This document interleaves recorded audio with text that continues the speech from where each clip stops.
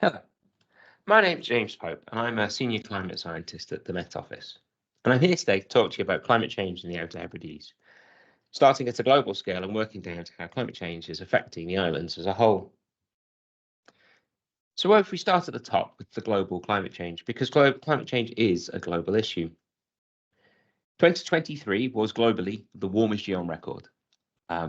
And you can see that in this figure on the right-hand side, which represents the change in global temperature to a baseline period of 1850 to 1900 through to the present day.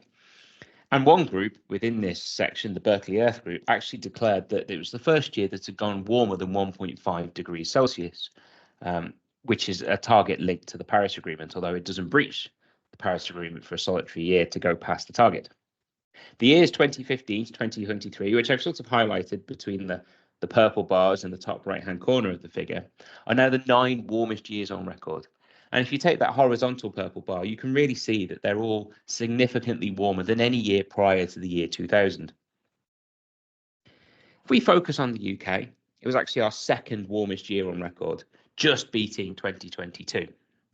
This figure here shows for central England a temperature record that goes back to 1659. You can see the changes in the annual temperature across the United Kingdom for the whole year, and you can really see the last sort of 40 years or so where we've had this strong trend for increasing temperatures, and much warmer, a degree or so warmer than the sort of the averaging period between 1961 and 1990 that was used here. Where are we going in the future? Well, this figure here shows you a range of different future scenarios. The grey area and the black line represents the historical period and our observations of climate. And then the various lines show the different projections out into the future. With the SSP1 family, with the blue lines representing smaller emissions, lower emissions of greenhouse gases through the coming century, while the red lines, SSP5, SSP3, involve much more higher emissions of greenhouse gases into the future. And you can see that one of these scenarios, SSP1-19, actually meets the orange line, which represents the Paris Agreement, which should keep the average temperature of the world below 1.5 degrees Celsius. However, one of the scenarios takes us up to almost 5 degrees warmer than this 1850 to 1900 baseline, another 3.5, 4 degrees on what we've already seen in terms of the warming. But let's now focus on what this global signal means for the United Kingdom. And the headline message from the UK climate projections, known as UKCP, is that there is a greater chance of warmer, wetter winters and hotter, drier summers. If we have a look at what this means across the whole of the country, the figure on the left-hand side shows the central panel shows the mean from one of our products within the UKCP projections, with the smallest change and the highest change in the ensemble, the left-hand and right-hand figures respectively. We've got temperature in degrees Celsius on the top and the change in precipitation or rainfall predominantly in a percentage change at the bottom. And these are all shown as an anomaly between the average for the period 2061 to 2080 to period 1980 to 2000. So it's our change from sort of our roughly present day towards the end of the century. What you can see is that winter warming is ubiquitous across the whole of the country.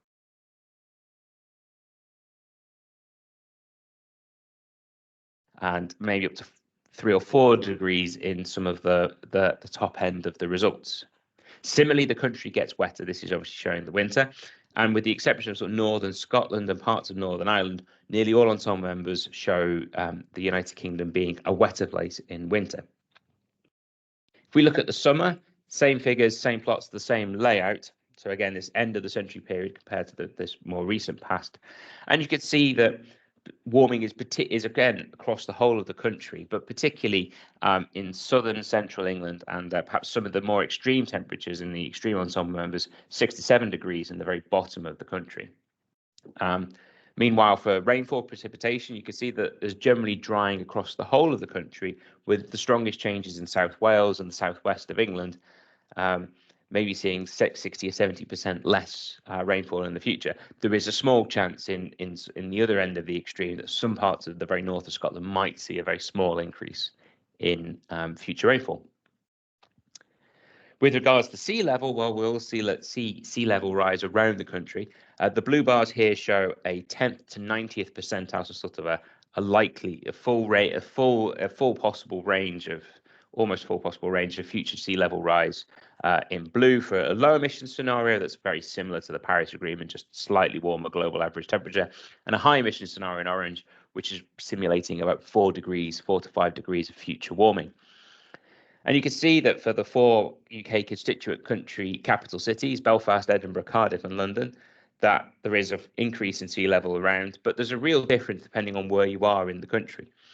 So part of this is due to changes in the distribution of ice on land, and a significant part in this is actually that the Scotland and the north of England are still sort of pushing upwards as the crust of the earth and the mantle of the earth, a sort of squidgy layer underneath, recovers from the large ice sheets that covered much of northern Europe and North America during the last ice age 20,000 years ago. But you can see that if we look at Edinburgh, we're looking at somewhere between 8 to 49 centimetres in a low emission scenario, and between 30 and 90 centimetres of sea level rise in the high emission scenario, with London maybe being over a metre of sea level rise by the end of the 21st century. So what does this mean for the Outer Hebrides?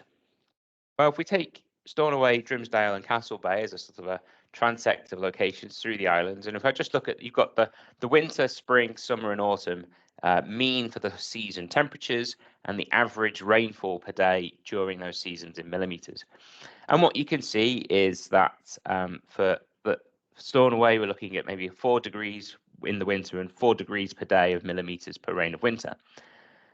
But if we highlight that actually there's a bit of a difference between Stornoway and then Drimsdale and Castlebay, you can see that both temperatures in all seasons are slightly warmer in the 2 more southerly locations, and that generally their climate is also a bit wetter in all seasons than in Stornoway. So it's interesting that even that there are these little differences across the islands.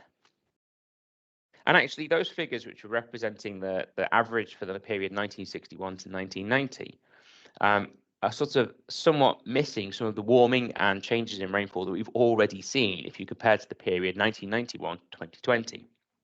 What we show here is in these figures is that on the left you've got the summer and then the winter temperature change between these two periods, and then the rainfall again for summer and winter. And what you could see is that warming is pretty standard across Scotland and the Outer Hebrides, somewhere between 0.5 degree and 1 degree of warming. It's about 0.75 for most of those localities, and in all seasons it was very consistent across all the areas. Meanwhile, rainfall, a bit more variation. You can see that certain parts of the Outer Hebrides jump out as have become a bit wetter than others. But generally speaking, we've seen mostly actually increases so far in rainfall in both seasons, but that's a stronger signal in the winter compared to the summer. So there's a much greater change in the increase, in a much greater increase so far in winter rainfall. If we look into the future for the same location, so it's the same set out a table, and this time we're comparing again that period 2061 to 2080 versus 1981 to 2000. But whereas we had differences in the observed temperatures between the 3 locations, what you can really see in these simulated future changes in temperature is pretty much the same temperature change regardless of where you are. Maybe a slightly warmer increase, 3.2 degrees increase versus 3 degrees increase on average. For example, for summer in Stornoway compared to Drimsdale or Castlebay. And again, in rainfall, you could see roughly similar changes, maybe slightly greater in one area over the other. But the ranges, which are shown in brackets for the ensemble, are sort of very, very consistent across all of the locations. What you can highlight in this is that you see that we've got positive changes in the winter, and then negative changes in the summer, and a bit of a mixed picture in the spring and the autumn, the transitional seasons. And in summary, the Outer Hebridean changes in climate very much fit with this UK national pattern. There will be warmer, wetter winters, and there will be hotter, drier summers. And as I said, the temperature increases are pretty similar in all seasons. The rainfall changes do vary across locations, but their trends are very similar. They're all going in about the same direction and by about the same amount. Sea level is actually very consistent across around the island. So I've just picked out the data for one of the locations, and you can see that in a low emission scenario that's close to this Paris Agreement level, we're looking at about 0.4 meters of sea level rise, with a range of 0.2 to 0.6 of a metre. Compared to the high emission scenario, it's about 0.7 of a metre with a range of between 0.4 to 1 metre. So what you can really see here is that, and then the graphs show those ranges and how they vary through time through to the end of the century. The y-axes on the graphs are all subtly different, so don't worry about that too much. But you can see that generally speaking, we do see a sea level change and a sea level rise of between 40 and 70 centimetres by the end of the century. So in summary, climate change is and continues to be a global scale problem. We've observed changes in global temperature, land ice and sea ice, amongst other variables. Even in recent years, we've seen UK-wide, Scottish and even Outer Hebridean climate vary and change in all seasons. Future warming will impact the climate from the global down to our local scale, with warmer, wetter winters and hotter, drier summers across the United Kingdom, Scotland and the Outer Hebrides, with sea level rise around the country and for the Outer Hebrides between 0.4 and 0.7 of a metre, depending on the scenario. There's an awful lot more information available through the Climate Hebrides website and their team, so feel free to get in touch with them and to explore more of the range of things we've got available. Thank you very much for your time. Cheers.